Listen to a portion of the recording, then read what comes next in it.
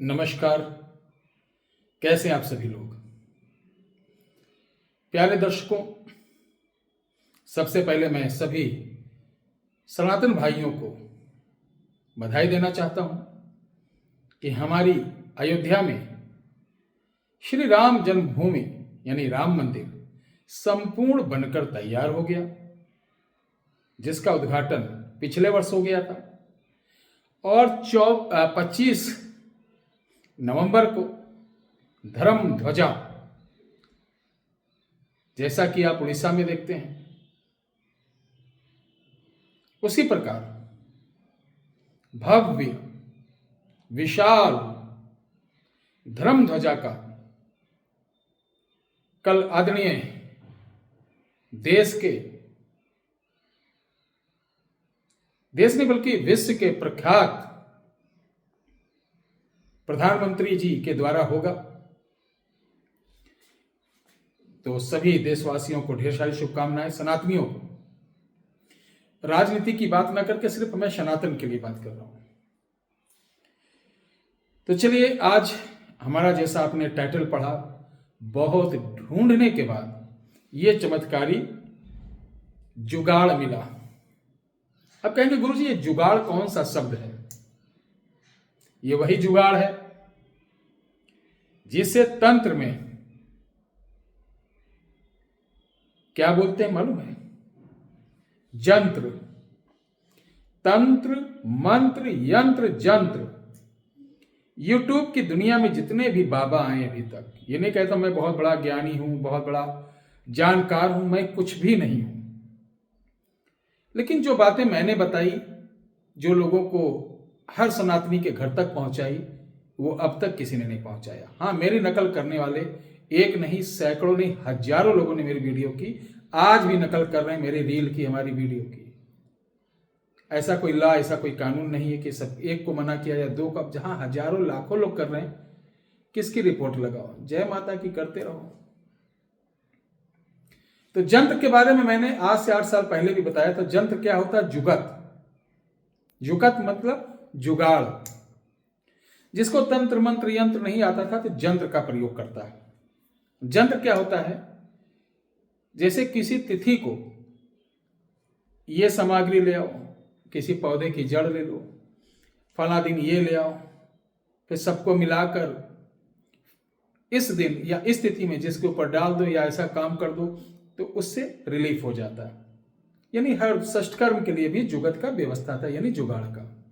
आज ऐसे ही जुगत जुगाड़ है, ये आदिवासियों द्वारा है। इससे अपना कोई भी कार्य करा सकते हैं। ये पूजा के ऊपर रहता है, यानी मनौती इसे बोलते हैं। क्या बोलते हैं?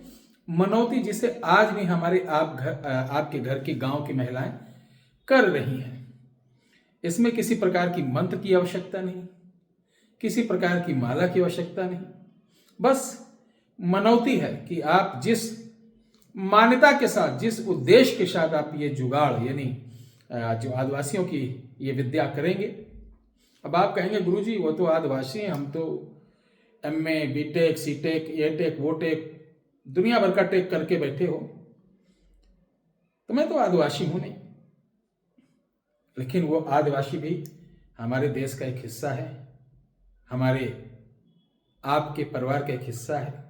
जैसे दलित समाज हमारा कलेजा है, ठीक है? दलित क्या है? हमारे परिवार का एक हिस्सा है। अब आज की डेट में दलितों को इस तरीके से पढ़ाया जा रहा है, इस तरीके से समझाया जा रहा है, उनकी बेचारों गलती नहीं। हम अपने बेटे को जो समझाएंगे, बताएं, वही तो समझेगा। इसी तरीके राजनीति स्वार्थ में सिस्टम ही बदल दिया। हमारे दलित भाई, 1400 साल मुगलों का राज था, लगभग अंग्रेजों ने 200-250 वर्ष किया। इस बीच दलितों के साथ मुख्य रूप से मुगलों ने शोषण किया, जातियों में बांटी। नहीं तो जात हमारे यहाँ नहीं थी, मुगल लाए जात। हमारे यहाँ वर्ण व्यवस्था थी। वर्ण मतलब गोत्र से लिया जाता था। जैसे मेरा गौतम गोत्र है, किसी का विशिष्ट है, गर्ग है, तो सब गौतम यानी गोत्र से पहचाने जाते थे। तो अभी हो सकता है कि YouTube पे तो इतने विद्वान पढ़े, उसको YouTube देख देख के कमेंट में भी हमारे बहुत सारे विद्वान पढ़ गए हैं। खुद का ज्ञान नहीं है, मैंने यहाँ पढ़ा वहाँ पढ़ा, अब उसको बोलो कि इसका कोई साक्ष्य दो, प्रमाण दो, तो भाग जाते हैं, एकदम भाग जाते हैं। तो ध्यान रखिए, ना मैं किसी राजनीतिक दल का हूँ, ना मैं कोई नेतागिरी करना है, ना हमको किसी को वाद विवाद उत्पन्न करना। बस इस देश में रहने वाले सभी लोग अपने हैं, प्यार से रहो, सुकून से रहो। सनातन जो भी विरोधी है उसका मैं कट्टर विरोधी हूं, वो कोई भी हो, किसी भी जाति किसी धर्म का। सनातनी अगर विरोधी है तो वो साला मेरे लिए समझो कि रावण जैसा है, मेरे पल्ले पड़ गया तो क्या कर डालूंगा तो भगवान ही जानता है। तो ये जुगाड़ कौन सा है? आदिवासी भाइयों का। आप भी कर सकते हैं, आपके घर का है, लेकिन आज हम फ्लैट वाली जिंदगी हो गई है, चिंकू पोनिया वाली हो गई। चिंकू पोनिया समझते हो? एडवांस। बहुत लंबी वीडियो होगी तो लोग कहेंगे गुरुजी आप पकाते हैं। तो बेटा पकाने वालों, आप रील देखो, जिंदगी रील में गुजर जाएगी। 70-72 के जिंदा ही नहीं रहोगे, 50 के बाद जिंदगी ही रील हो जाएगी। 2 मिनट पे लोग मजा लेकर निकल जाया करेंगे तुमसे, ठीक है? तो जिनको जल्दी हो वो मेरी वीडियो ना देखें, और सब्सक्राइब किए हो तो अनसब्सक्राइब करके जाके रील वाला देखें, क्योंकि मैं ज्ञान देने आया हूं, सही चीज बताने आया हूं। तो आपके घर में है, आपको मालूम नहीं तो चलिए मैं बताता हूं। आपके घर का ईशान कोण होता है ना, होता है, ये जल का और देव का दोनों का है। क्या आपको मालूम है आज तक किसी ने बताया कि ईशान कोण पर रात्रि में किसका वास रहता है, सुबह किसका वास रहता है? नहीं बताया। तो चलिए शुरू करते हैं। प्यारे दर्शकों, जब भी आपको ध्यान से रखना, आज तक मैं ये वीडियो पढ़ रही सन और डेट सब याद कर लो, किसी ने नहीं बताया होगा। गूगल पर ढूंढ मान लो, अगर आज से पहले किसी ने बताया होगा, ज्यादा तो नहीं, मैं गूगल पर सर्च करके दिखा दो, 1000 रुपये आपको मिठाई खाने को दूंगा, तुरंत पेटीएम करूंगा। ये वास के दिन में ईशान कोण पर किसका वास रहता है, रात को किसका रहता है? तो चलिए, प्रातः काल अमृत बेला से ब्रह्म मुहूर्त तक, यानी 3:10 से 5:30 बजे तक देवी देवताओं का वास रहता है। ध्यान रखना, ठीक है? दोपहर को उस ईशान कोण पर आपके क्षेत्रपाल, जो सप्त पिंडियां होती हैं, उनका वास रहता है। रात को आपके पितरों का वास वहां होता है, ध्यान रख लेना। और गोधूली के समय, यानी 5:30 से 7 के बीच, आपके कुल देवी देवताओं का वास रहता है। ध्यान से सुन, आज तक का किसी ने नहीं बताया होगा। आपको वीडियो अच्छी लगे, सनातन के प्रति थोड़ी सी आस्था हो, तो ये नहीं कि मेरे सब्सक्राइबर कोई सब्सक्राइब ना करो, कुछ भी ना करो, लेकिन ये ज्ञान और ये वीडियो लोगों तक पहुंचा दो, शेयर कर दो। अब मुझे काम कैसे लेना है? अगर आपको घर में कोई भी प्रॉब्लम हो तो ध्यान रखना, देवी देवताओं को जल्दी नहीं डिस्टर्ब करना चाहिए। बड़े शंकर, देवी भवानी, गुइया भवानी जो होती हैं, उनको नहीं, मत करो। सबसे पहले हम शुरुआत कहां से करते हैं? अपने घर के पितरों से और कुल देवताओं से।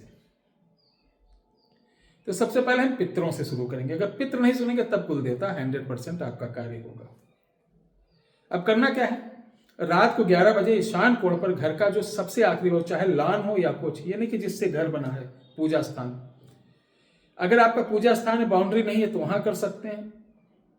अन्यथा बाहर जो आपका सबसे घर का, आपके पूरे घर का जो हिस्सा है, उसका लास्ट वाला जो कॉर्नर आपका ईशान कोण पड़ेगा, उत्तर पूर्व का, वहां करना है। कोई भी प्रॉब्लम हो, रात को अच्छी तरीके से, थोड़ा थोड़ा अच्छी तरीके से खाना बनाकर एक पत्तल में रखकर उस कोने पर रखना है, और आपको बोलना ओम पंग पित्राय नमः। 108 बार बोल दे, नहीं तो 21 बार बोलकर, हाथ में जल लेकर उनको अर्घ देकर बोलना कि अपना भोग लो। और मुझे यानी एकदम भावुक होकर आप उनसे अपनी बातों को कहना, प्रणाम करना, 2 फूल चढ़ाना, अगरबत्ती चढ़ाना, सो जाना। सुबह उठा के वो जो प्रसादी रहेगा वो गाय को दे दें। इस तरीके 7 दिन करिए, आपका काम 100% हो जाएगा।